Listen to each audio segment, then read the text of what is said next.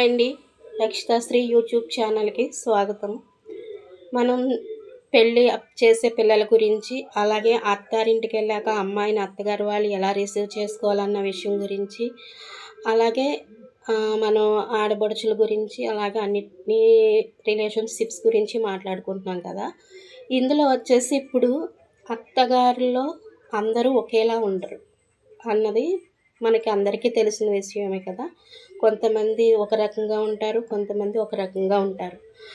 అందులో కొంతమంది చదువుకున్న వాళ్ళైతే కనుక అమ్మాయిలతో అంటే కోడళ్ళతో కలిసిపోయి వాళ్ళలాగే చిన్నపిల్లలాగా వాళ్ళకి ఎట్లా ఇష్టమో అట్లాగే వాళ్ళు కూడా బిహేవ్ చేయడం అన్నది ఉంటుందన్నమాట.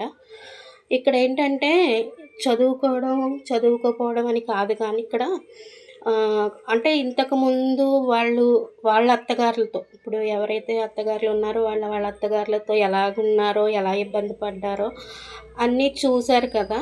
వాళ్ళు చూసి ఏంటంటే వాళ్ళు ఏమనుకుంటారంటే, మనం కూడా ఇలాగే ఉండాలేమో, మా అత్తగారు నాతో ఇలా ఉంది కాబట్టి అత్తగారు అన్నవాళ్ళు ఇలా ఉంటేనే కోడలు అన్నవాళ్ళు అలా ఉంటారు, అలా సెటరేట్గా ఉంటారు అన్న ఉద్దేశంలో కొంతమంది అత్తగారులు భ్రమలో బ్రతుకుతారనమాట, భ్రమలో ఉంటారు. ఆ భ్రమలతో ఏంటంటే వచ్చిన కోడల విషయంలో ఏమవుతుందంటే, ఆవిడ ఏదైతే వాళ్ళ అత్తగారు ఆమెతో ఎట్లా అయితే బిహేవ్ చేశారో అలా ఈమె కూడా బిహేవ్ చేయడం అన్నది జరుగుతుంది. అది కరెక్ట్ కాదు అన్న విషయం వాళ్ళకి తెలీదు. కాదంటే మా అత్తగారు ఇలా ఉన్నారు, మా అత్తగారు వాళ్ళ అత్తగారు కూడా అలాగే ఉన్నారు ఆమెతో, సో నేను కూడా ఇలాగే ఉండాలి అన్న విషయంతో అలా ఉంటారనమాట. అంతే తప్పించి యాక్చువల్గా వాళ్ళు అలా ఉండాలని అయితే అనుకోరు. అదేంటంటే వెనకాల ఎప్పుడైతే వాళ్ళ అత్తగారి దగ్గర ఆవిడ ఎలా అయితే ఇబ్బంది పడ్డారో ఏంటో, అది వాళ్ళకి అలాగే ఉండాలి కాబోలు అన్న ఉద్దేశంతో అలా బిహేవ్ చేయడం అన్నది కొంతమంది అత్తగారుల దగ్గర ఉంటుంది. మామూలుగా అయితే కొంతమంది ఇప్పుడు చదువుకున్న ఉండి కొంతమంది ఏంటంటే, మా అత్తయ్య గారి దగ్గర నేను ఇలా ఉన్నాను, సో నాకు ఇది ప్రాబ్లం వచ్చింది కదా, సో నేను అట్లా మా కోడల విషయంలో అలా ఉండకూడదు, నేను ఆ అమ్మాయికి ఇష్టమైనట్టుగా ఉండాలి అని చెప్పేసి కొంతమంది అత్తగారులు ఉంటారు. ఇక్కడ తేడా ఏంటంటే ఆలోచన విధానం అండి, ఏమీ కాదు. ఆలోచన విధానం ఫాస్ట్ అంటే అప్డేట్గా ఉన్న అత్తగారులు ఎలా ఉంటారు, కోడళ్ళతో సహా కలిపి సరదాగా నడు మనం షాపింగ్కి వెళ్దాం, నీకు నచ్చిన డ్రెస్ నువ్వు తీసుకుందో కానీ, నీకు కావాల్సినవి నువ్వు కొనుక్కుందో కానీ, నాకు కావాల్సినవి నేను తీసుకోవచ్చు, మీ మావయ్య గారితోటి మీ ఆయనతో పెట్టుకుంటే మనకు పనులు అవ్వవు, మనం సరదాగా బయటకు వెళ్ళొద్దాము అలాగా అని అనుకుంటారు. కొంతమంది ఇప్పుడు ఏదైతే పాస్ట్‌లో ఉండిపోయారో, పూర్వం వాళ్ళ అత్తగారుల ఆ మెంటాలిటీలో ఉండిపోయారో, ఆ అత్తగారులు ఏమనుకుంటారంటే ఆహ్, ఆహ్, అదే బయటికి షాపింగ్స్‌కి వెళ్తున్నారన్నా, ఒక సినిమాకి వెళ్తున్నారన్నా, ఎక్కడికైనా వెళ్తున్నారు అంటే బాధపడుతూ ఉంటారు. ఇష్టపడరనమాట. బయటికి వెళ్ళకపోతే నష్టమా? నీకు కావాలన్నది వాడితో చెప్తే వాడు తెస్తాడు కదా, నువ్వు వెళ్ళాలా వాడితో? లేకపోతే తర్వాత ఎప్పుడో తెచ్చుకుందువు గానీ, ఇప్పుడు అంత అర్జెంట్‌గా నువ్వు తెచ్చేసుకోవాలా? ఇప్పుడు అర్జెంట్‌గా అయిపోవాలా? అని మాట్లాడతారు. అంటే ఇక్కడ వేరియేషన్ ఏంటంటే, ఒకళ్ళు ఆలోచించే విధానం ఎప్పుడుదో పాతకాలం నాటి ఆలోచనలు ఉండిపోయిన అత్తగారి విషయంలో ఈ టైప్‌లో ఉంటది. లేదు అప్డేట్‌గా ఇప్పుడు ఉన్న పిల్లలకు తగ్గట్టుగా ఉండాలనుకున్న అత్తగారు మైండ్ సెట్ ఇలా ఉంటదనమాట. నేను కూడా చూశానండి. ఎందుకంటే నా దగ్గరికి వర్క్స్ ఇవ్వడానికి వచ్చినప్పుడు కూడా చాలామంది అత్తగారు, కోడళ్ళు వచ్చేవారు.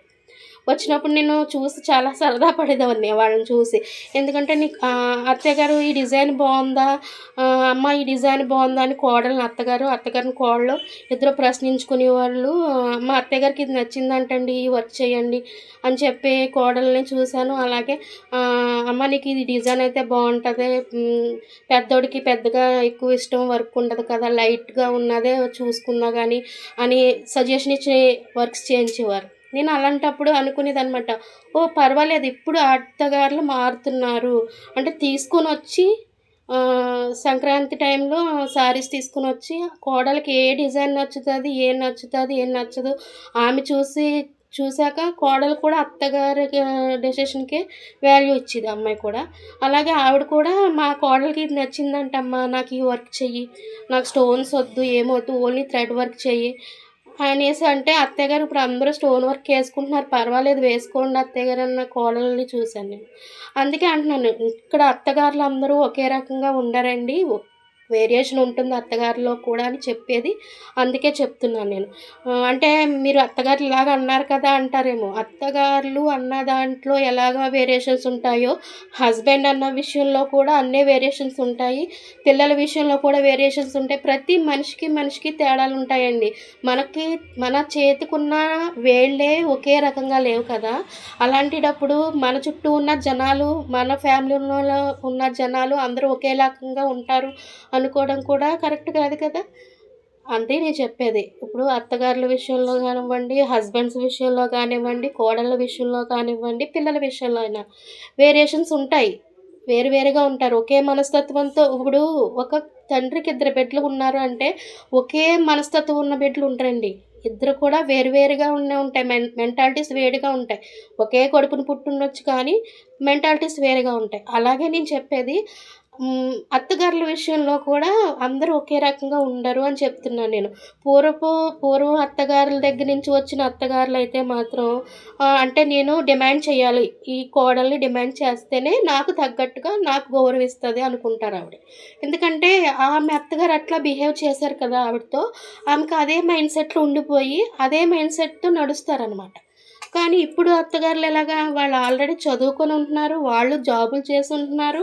వాళ్ళు కూడా అప్‌డేట్‌గా ఉంటున్నారు. కోడలతో సమానంగా నేను ఫ్యాషన్‌గా ఉన్నానంటే నేను ఫ్యాషన్‌గా ఉండాలి. నేను తక్కువా? నీతో సమానంగా నేను ఫ్యాషన్‌గా ఉంటాను అన్న అత్తగారులు ఉన్నారు. కోడలతో పోటీ పడి ఫ్యాషన్‌గా ఉండే అత్తగారులు కూడా ఇప్పుడున్నారు. సో, నేను అందుకే చెప్తున్నాను.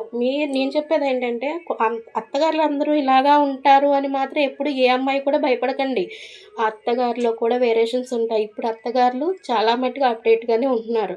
చదువుకుండి కాలేజెస్ చదువుకొని, జాబ్స్ చేసి అన్నీ ఉన్నవాళ్ళు ఎలా అంటే నేను నేను ఇంట్లో చక్కబెట్టుకొని జాబ్‌కెళ్తున్నానంటే నేను ఎంత కష్టపడుతున్నానో అన్నది ఆమెకి తెలుసు. కాబట్టి కోడలు కూడా ఉద్యోగం చేస్తుంది అంటే నేనెంత ఇబ్బంది పడతా వెళ్ళేదాన్ని. సో, తనకు కూడా అలాగే ఉంటది కదా! అని ఆమెకు ఖచ్చితంగా తెలిసుంటుంది. సో, అందుకు తగ్గట్టుగానే బిహేవ్ చేస్తారావిడ. ఎందుకంటే ఆమెకన్నీ తెలుసు. ఆల్రెడీ అది దాటి వచ్చిందావిడ. ఎప్పుడైతే ఒక మనిషి తను చేసిన పనిని దాటుకొనొస్తారో, ఆ పని వాల్యూ ఏంటి, ఆ పని ఇబ్బందేంటి, ఆ పని వల్ల ఫలితం ఏంటి అన్నయన్నీ కూడా వాళ్ళకి తెలిసుంటాయి. నేననేది అదే.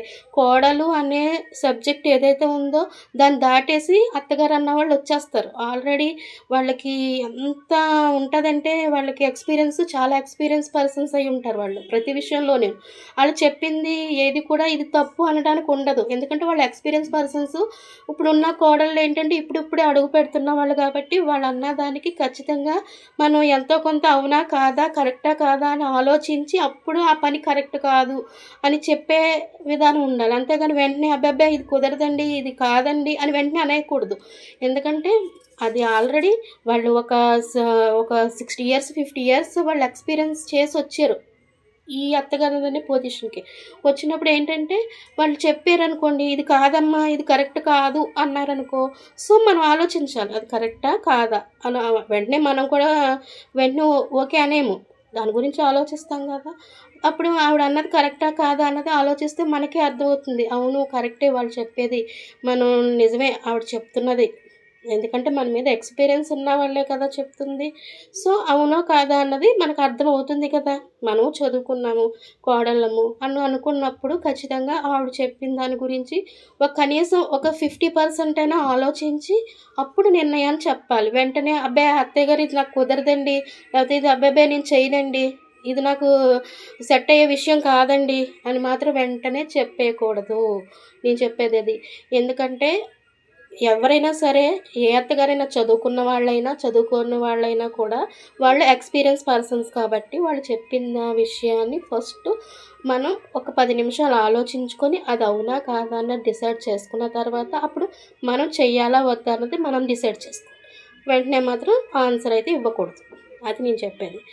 మీరు అత్తయ్యగారు అంటే ఇక్కడ అత్తగారులు అనుమానపడుతున్నారు అని అన్నారు అంటారు కదా!